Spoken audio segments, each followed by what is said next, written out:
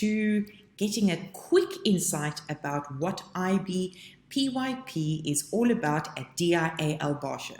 Don't worry, I'm not using all 26 letters of the alphabet. So in the past, we would do this in our auditorium and have you all there and interacting with it all.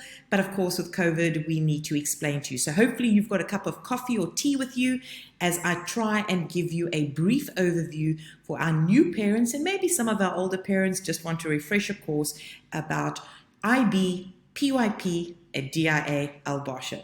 So taking a look, as cliche as it might sound, and look, it's almost like growing a tree. What do we need to have as its roots to get its good foundation? What do we need to add to it to make sure that it grows so that by the time your child leaves us here in primary school, where are they heading to when they hit middle school, upper part of secondary school, and then of course go off into the big yonder wide world?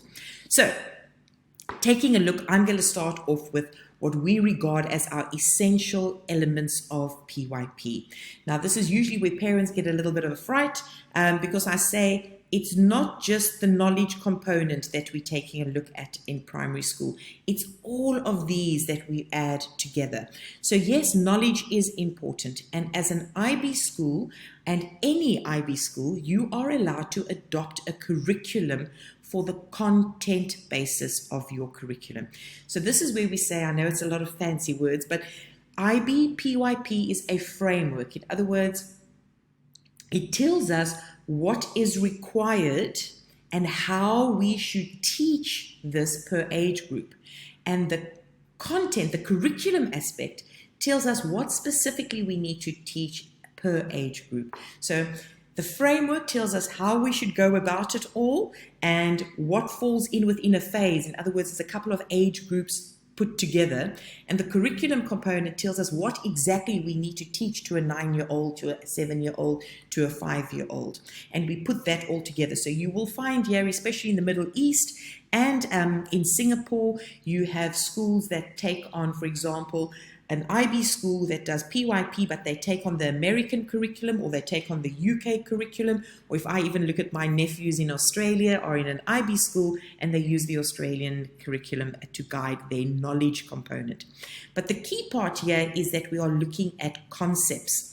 And it's where we say we are a concept-driven curriculum, not a content-driven curriculum. Now, don't panic. That doesn't mean you're not getting content. Your children are not getting content, the knowledge part. They are, but they're also being given the skill as to say what to do with that knowledge. And then we have a look at their attitudes, and it's not about, teenage attitude, head tilted and giving you some vibes. It's about how they approach their learning. How do they approach to take on information?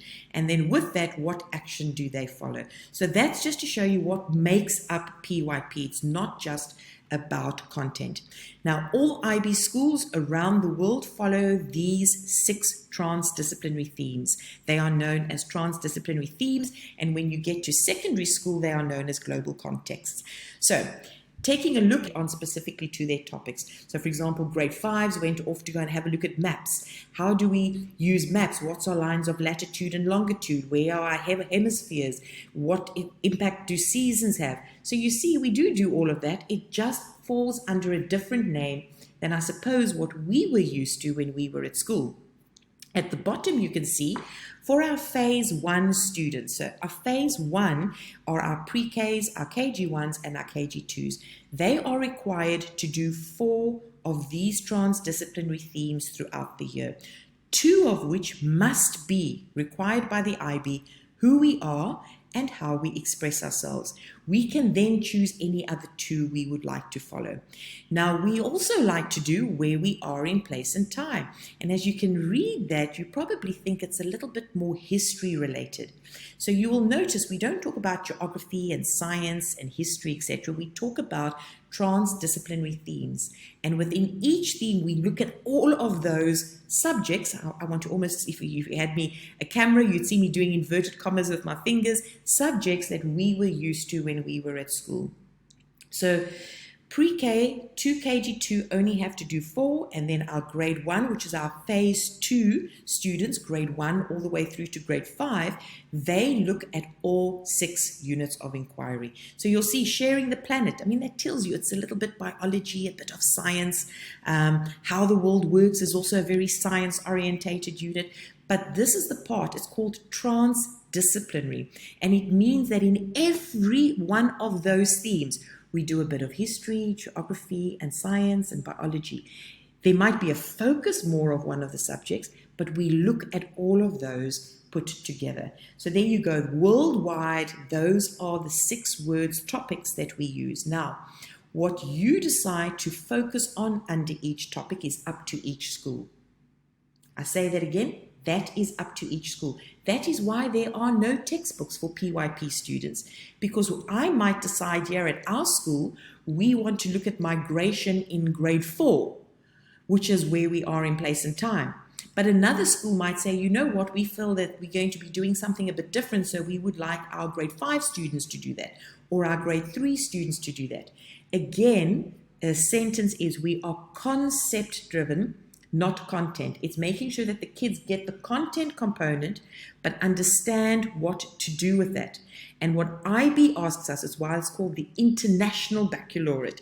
What they are wanting us to do is you choose based on the country that you are in, what is the context, what is important for them to be able to understand. So, taking a look now, as I said, on a timetable, your child's timetable, especially grades 1 to 5, you will see words like maths and English and science once a week that we've got. And then you will also see UAE social studies and moral education. Now, the national agenda is something that the UAE established a few years back. There are 7 points that each school must abide by, one of which is the UAE social studies. Now, this is an absolute fantastic link with our PYP units of inquiry, because naturally, when you are doing the IB PYP, they ask you not to just look at the global context of the topic that you are inquiring into, but the local connections as well. So we automatically do this, which is why IB schools do so well with the UAE social studies and why our kids do it so well. But sometimes there's a topic that the UAE social studies requires us to look into that might not fall part of our unit of inquiry. And that's when the UAE board has said you can teach that separately, and that's why we have it as an hour a week. It's also legal. It's a requirement for it to be an hour a week. Moral education, another great IB format for us, because it's all about focusing on your learner profiles, your attributes, about being resilient, about being a good communicator, being well balanced and open-minded. And that's always been at the heart of the IB. So once again, IB schools were very happy to take on this. They have written a formal curriculum, of which I have shared with parents already at the start of the year. This comes in grade 1 to grade 5. But our little ones, our pre-Ks and KG1s and KG2s, we touch on this because we are doing the learner profiles. So by the time they get to grade 1, they've already got a good idea.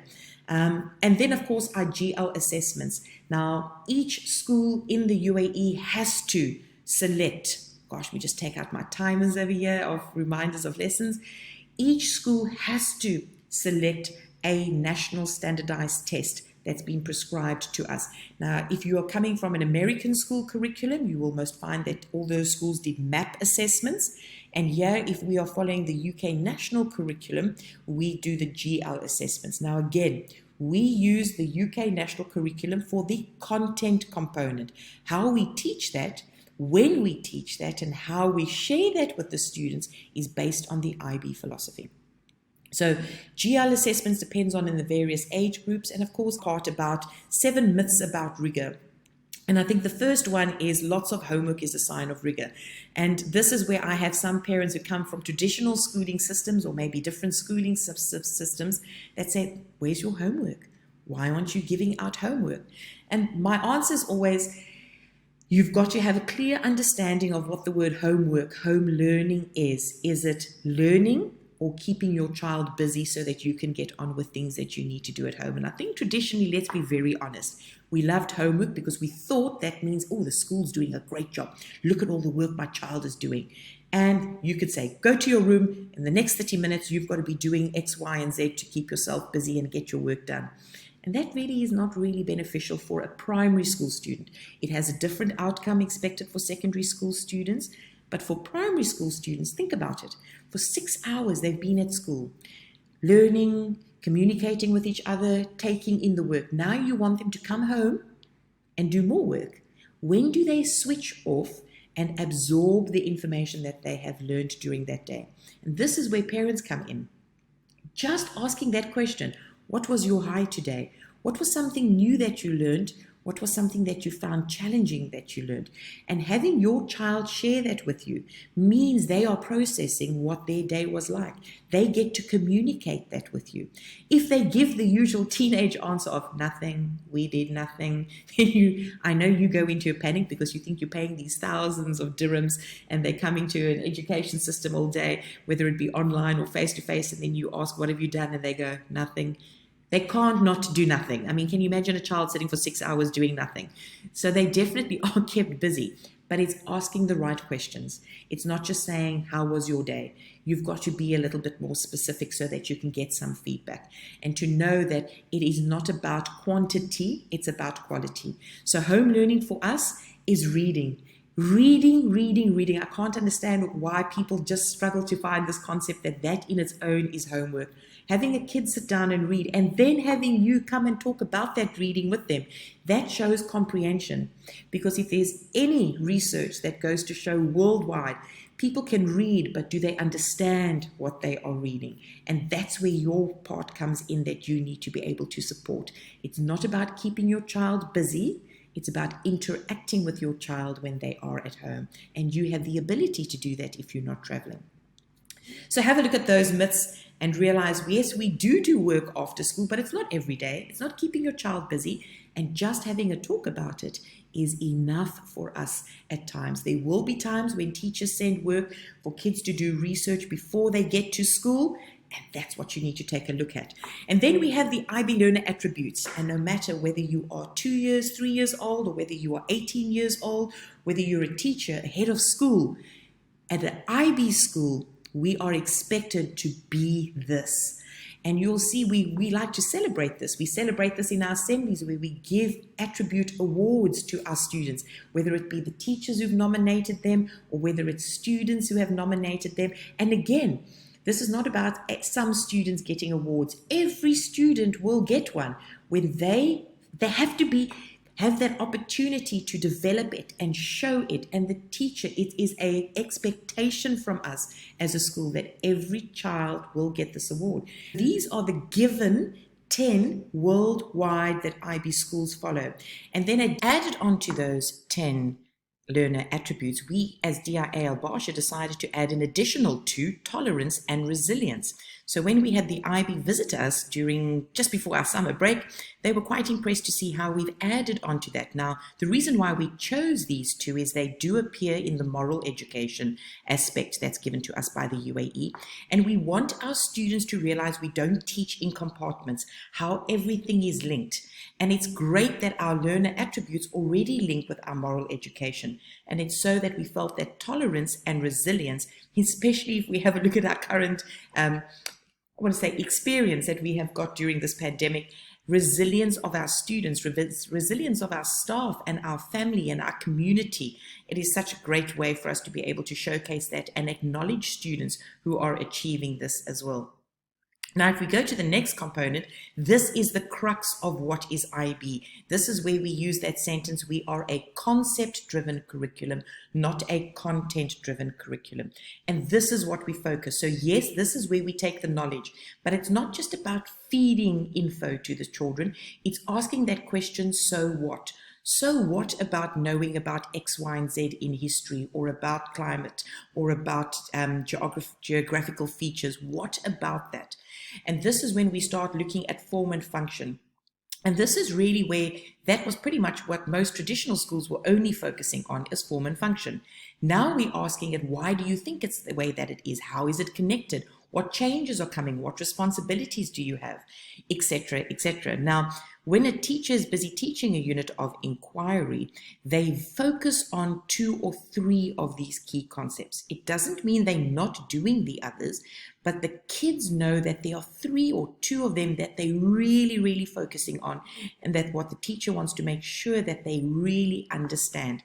Reflection used to be a separate key concept.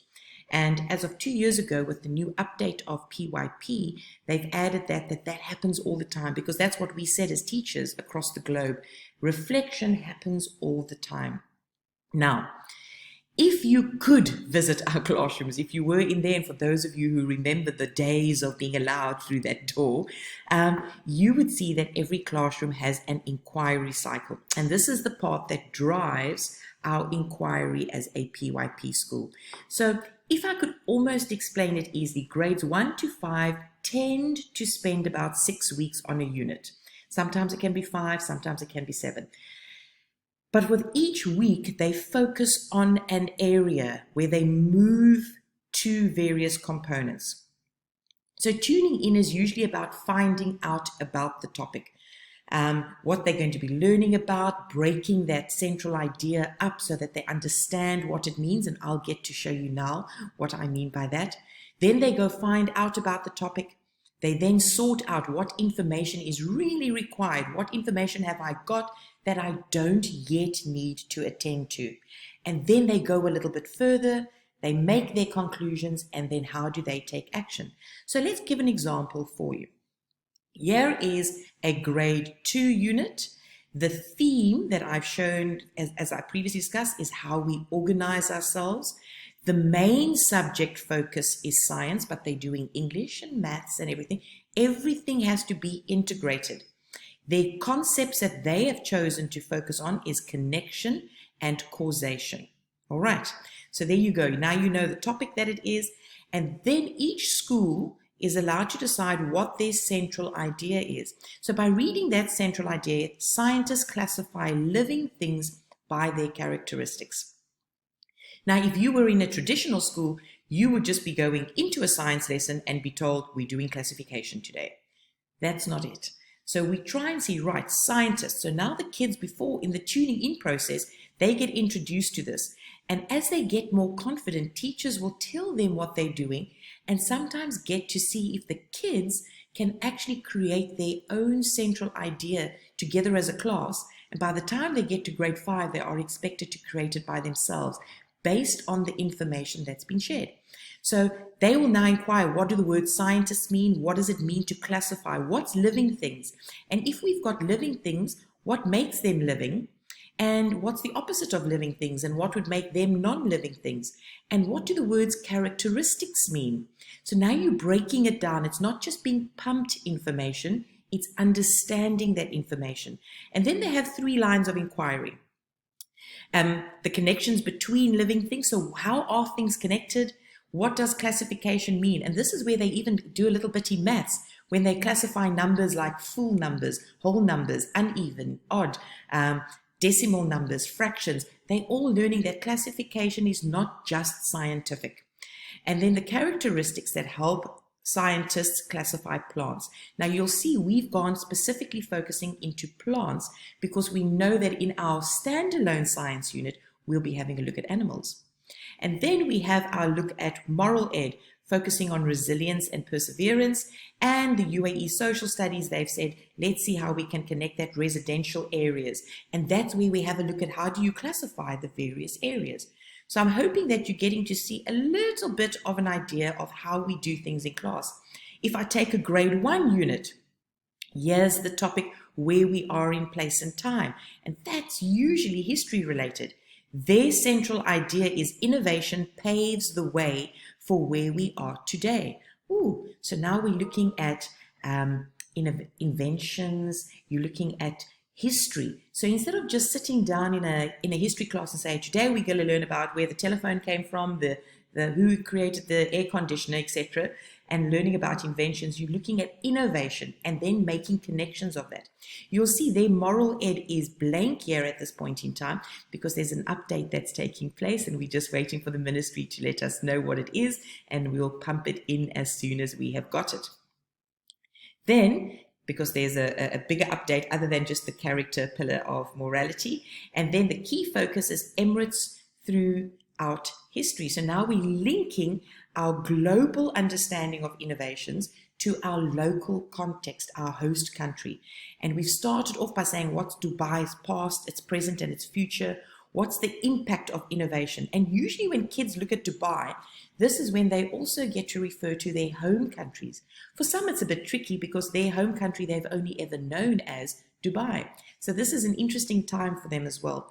And then examples of innovation within the UAE and abroad. So this is what a central idea would look like, and we've got them for every grade and for every unit. Now, as part of that inquiry cycle, I said we have 4 different types of inquiry. It's not just we send the kids off and say, go and inquire. They are structured. They're specifically designed for the outcome that the teacher is looking for.